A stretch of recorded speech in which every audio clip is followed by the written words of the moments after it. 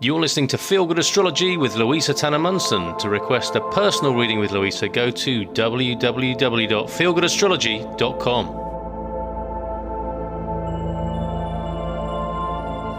Hi, this is Louisa Tanner Munson, and we are into podcast number 11 in the Chiron Through the Houses series, where I have looked at how Chiron will express itself within your chart if it was in the 11th house at the time of your birth. And also, towards the end of the podcast, be looking at what will happen as Chiron transits through your 11th house.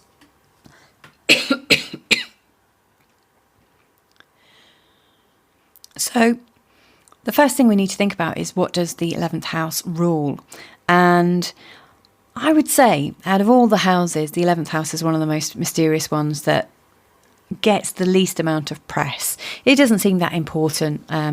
If you read blogs that people have written where they've looked at each house and what's covered by it, the 11th house is often very scant. It's not really covered in any deep way. And so, as an astrologer myself, I've noticed that it's taken me a long time to really pay much attention to the 11th house. But I've come to understand that it's actually a place of magic. The 11th house is directly opposite the 5th house to do with creativity, and that creativity is like the creativity that comes from your loins, like birth, romance, sex, and your natural talents. Now, the 11th house is also a place of creativity, but not really a creativity that comes from your loins necessarily, but a creativity that connects you to the outer world. And that's the best way that I can see it. It rules organisations and charities and movements, idealistic movements. So there's a little link into the 9th house, because it does cover sort of spirituality a little bit in this way. And so there's this distinct creativity to do with other people, and what's out there, and a higher knowledge. So, for instance, people with very, very strong 11th houses, I've noticed, work quite well with different organisations and are very, very good networkers. So for them, networking is key, because they're linked into so many different things. And the 11th house has taken on a much greater significance to me in recent years, bearing in mind the social media generation, because I really see that the 11th house rules the internet. And connections, and all the different varieties of connections that we have to connect with people around the world, not just people in our own community, but it's like a virtual community or a global community. So things go global, and also are quite philanthropic in the 11th house. The 11th house is represented by Aquarius, the star sign Aquarius, and Aquarius is ruled jointly between Saturn and Uranus, but I really see the Uranus side represented by the 11th house ideals and the idea of equality and diversity and difference, and linking up different parts of the world.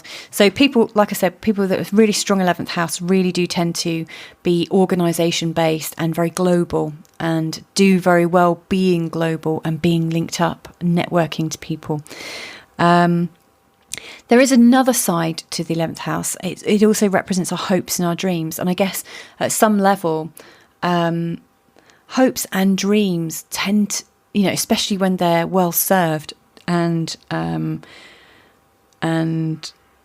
well developed, they tend to connect people to things outside of themselves. And so I really see that the 11th house is like the law of attraction house. So for people that are interested in the law of attraction, I'm a huge fan of intention work, and bringing to you your greatest hopes and dreams and desires. I see all of that covered in the 11th house, absolutely. So articulating what you want out of life and how you would love to participate in life is one of the biggest skills of the 11th house, and once you've articulated it, you're able to really intention and bring stuff to you. So when I said the 11th house is a place of magic, I really do believe that. It's like the linking in of energy in a creative way to bring about results. You might not find many astrologers talk about it in those terms. So Chiron in the 11th house then could bring up a fear of organisations and a fear of group think, as represented by the sort of Aquarian sort of Uranus link. Uranus is very, very sceptical of groupthink and the coming together of people. Uranus, I think, believes that it's fine to come together if you're doing it from a place of freedom and choice. So the 11th house is also about finding your freedom and choice, and then connecting into people that sort of match that vibration. It's a very vibrational house. So people with Chiron in this area might find a certain amount of pain from not being in the right groups, not being born into the right groups, not being born with a vibration that matches where they want to be, and the trauma of coming to terms with it as we explore life. And so one of the greatest challenges for someone with a 11th house Chiron is first realizing the power of people, the power of the group, and realizing where we can find freedom within a group and not find that we're imprisoned within a group. So it's about our relationships to groups. Like people, for instance, I've got Pluto in my 11th house, and I spent most of my life rebelling against any kind of group think. And I've found it very difficult to be myself or to feel authentic and free to make my own decisions when I've been in a group. So I've avoided them because I feel that once I get into a group that I almost norm to those expectancies. And there's a similar thing going on with the Chiron, only there's a bit more pain involved in it. As I've gone through my Pluto experience, I've noticed that it's possible to transcend through it and then find like-minded groups. So I would imagine in a similar way with Chiron, the pain involved is about finding the groups that you fit in and working out how to maintain the boundaries that you need to stay sane whilst not being lonely. I think people that have a difficult planet or difficult aspects related to a planet in the 11th house can feel very disconnected from society and disconnected from their peer groups and disconnected from social aspects. And so a certain amount of creativity is needed if you have an 11th house Chiron to feel included and not feel isolated. It's really about friends and social a social context. Now,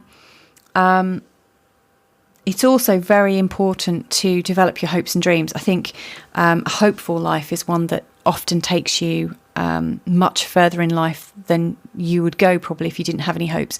Hope is a very useful, really, really useful personality trait.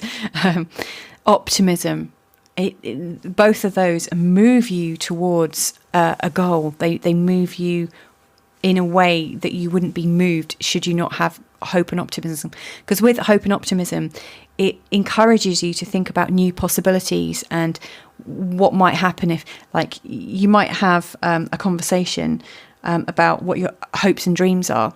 But if the space that you think you occupy is a certain way, your dreams will be written into that space. So the 11th house is really about considering the environment you're in and making it possible that the environment you're in is much bigger. So that's why I said, it's very much about social media, because social media has taken us outside of friendships within our own community and redefined the environment that we're in. The internet has helped so many people. So one of the ways I would see people transcending the loneliness and the disconnect is in re-establishing what is possible through the collective power of people together in groups, and also by rethinking what your community consists of. Because it might be that you're still part of a community but no longer live there. But you're still connected via social media, so you hear the decision making that goes on in that community and are still very much part of it. It might be that you're living in a completely different community but connected to other people. It might be that you fall in lots of different communities and groups and associations and this, that and the other around the world. I would imagine that most people's maps of the world now are like Venn diagrams, but with lots and lots of overlaps as you fit in to more and more different pockets.